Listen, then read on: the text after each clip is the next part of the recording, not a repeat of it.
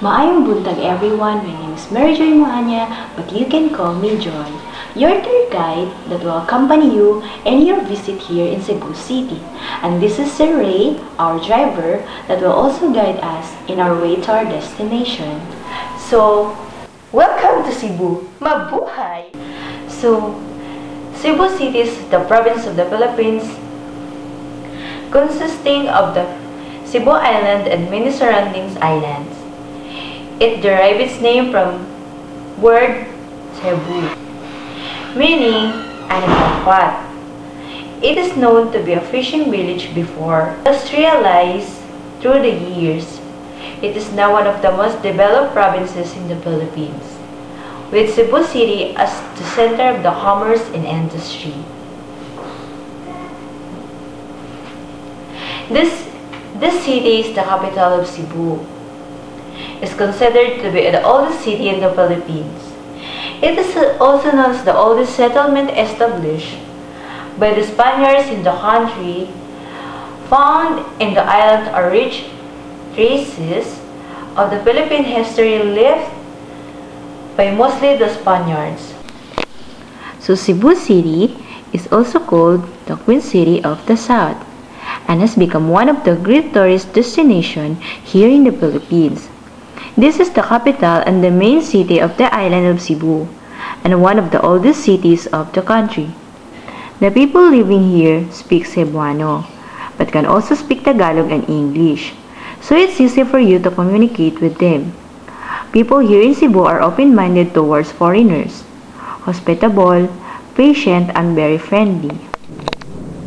Cebu is a buzz with a flurry of activities every January of each year, which culminates on the third Sunday, during which the Fiesta Senior takes place.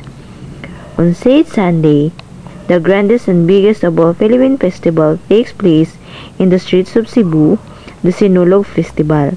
The Sinulog takes its roots from the candle vendors in front of the Augustinian Church of Cebu. It is rendition of the Sinog, which is a prayer dance offered either in supplication or in thanksgiving to the Santo Niño. It is by candle-waving women who follow a simple forward and backward routine while offering prayers for any devotee. The dance routine of the Sinog is said to be in imitation of the sulog of Pahina River of Cebu City. We will be leaving here in about 5 minutes. But before we go, I would like to check if everybody is already here.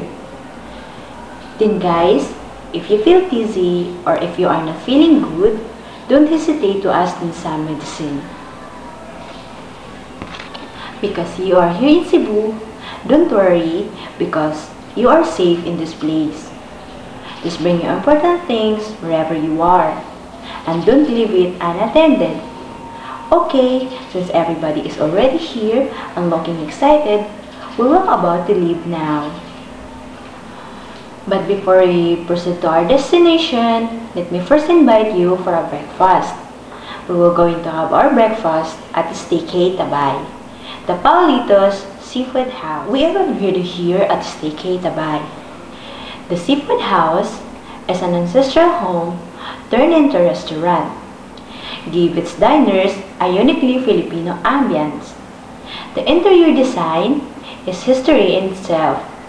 You'll be surprised, it's the only place here in Cebu that you've seen such interior. It's full of things from way back, from clothes to silverware, anything historic and ancient. You'll find it here.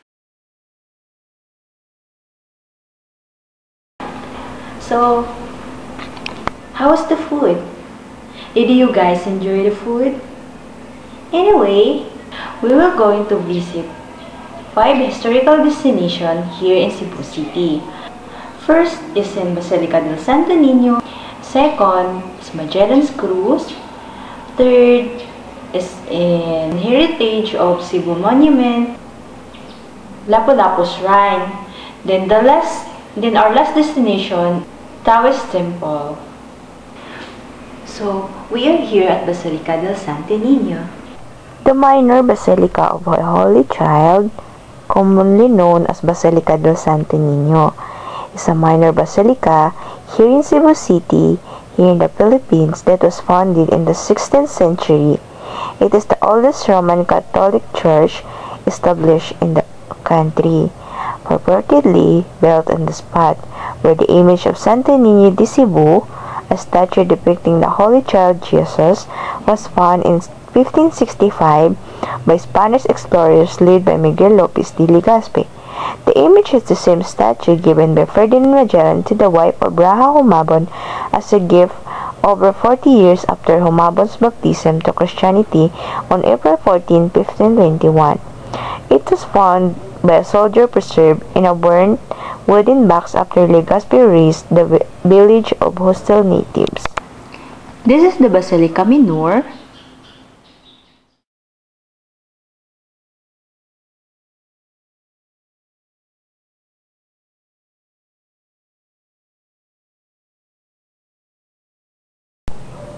This is the Santo Niño image. The Santo Niño, which is kept in Santo Niño Chapel of Basilica, is considered the oldest religious relic in the Philippines. This was the image that Magellan gave to Queen Juana as a gift during the baptism of King Humabon and his wife Queen Juana on April 14, 1521.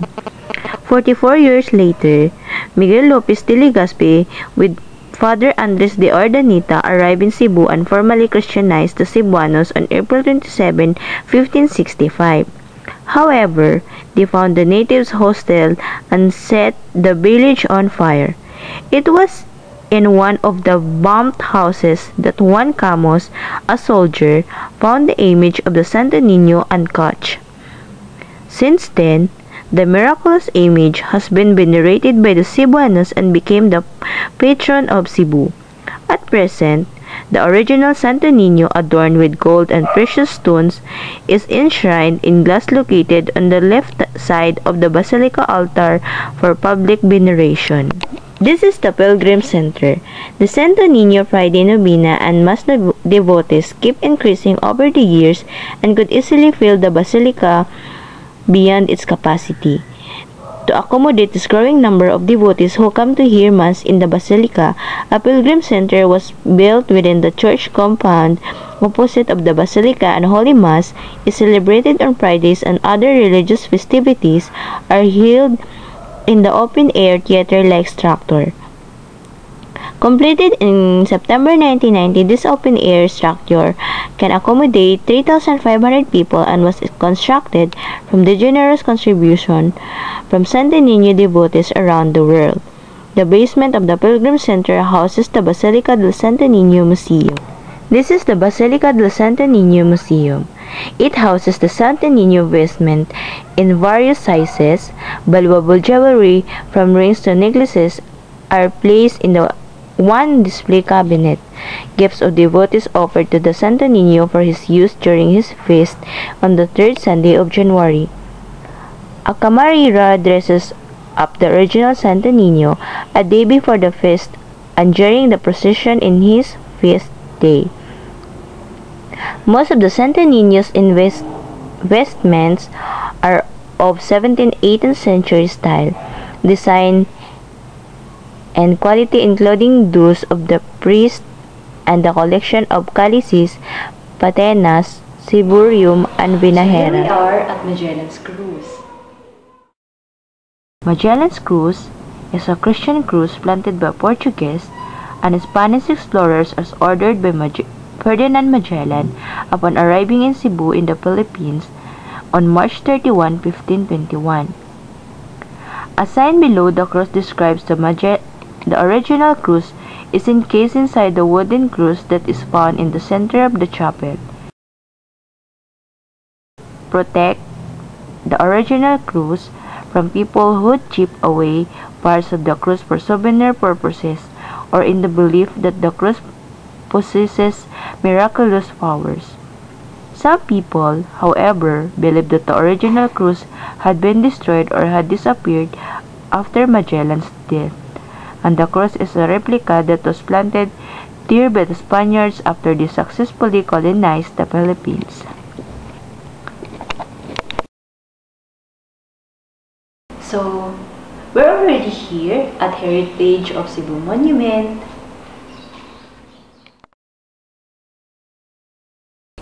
The construction of the Heritage of Cebu Monument began in July 1997 and was only inaugurated on December 8, 2000.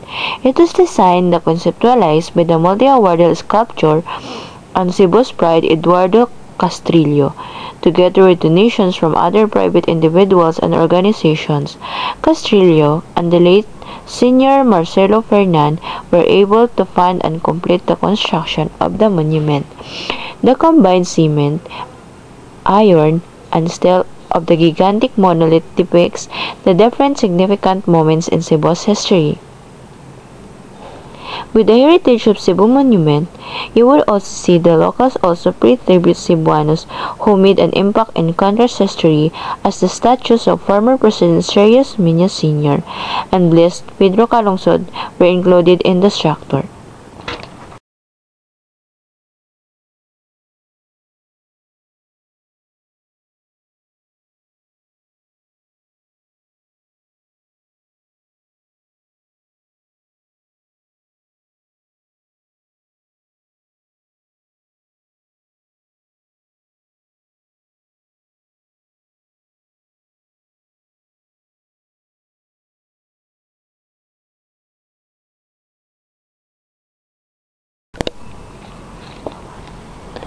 Here we are at Mactan's Shrine, here in Mactan Island, Cebu. This is dedicated in honor of Lapu-Lapu, Ferdinand Magellan, and the Battle of Mactan. Lapu-Lapu was the native chieftain of Mactan Island, and he resisted the efforts of Magellan to subdue his people to be converted to Christianity and to subjected to the throne of Spain.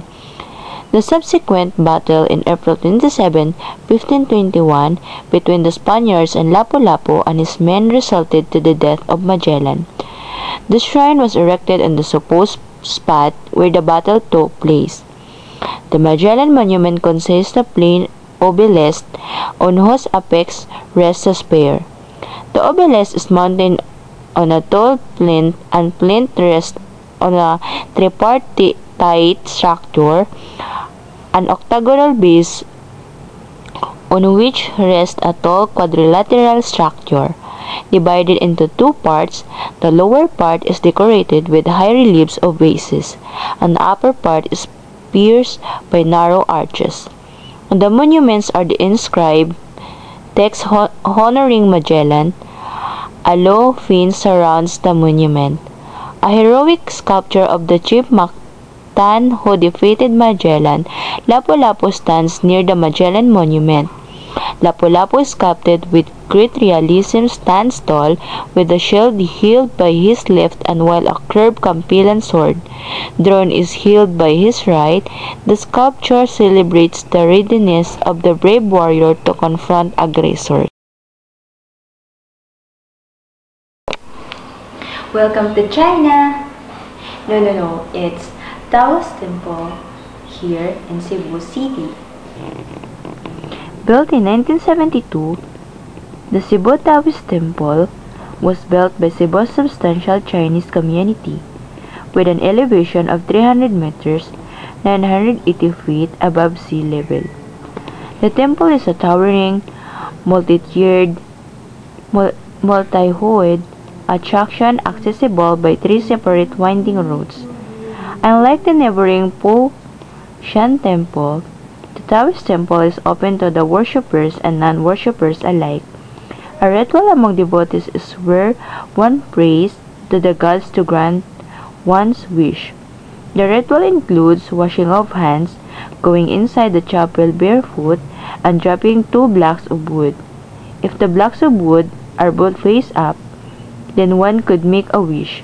If not, then this is not yet the time for one's wish to be granted, and one has to come to the temple some other time. The temple is the center of worship for Taoism, the religion which follows the teachings of the ancient Chinese philosopher Lao Tzu. Another ritual among Taoist devotees, which is done during Wednesdays and Sundays, is the climbing of its 81 steps, representing 81 chapters of Taoism scriptures, to light joss sticks and have their fortune read by the monks. The entrance to the temple is a replica of Great Wall of China. The temple includes a chapel, a library, a souvenir shop, and wishing wheel. The spacious balconies offer a scenic view of the downtown Cebu. So guys, this is the end of our tour, and I hope you enjoyed my company. And salamat sa pagbisita dito sa Cebu. Thank you for choosing Cebu as your destination in your vacation. And I hope to see you soon, guys. Take care and God bless you. God bless in your trip. Thank you. And once again, I'm Mary Joy Muana. And thank you for choosing me as your tour guide. Amping kamo.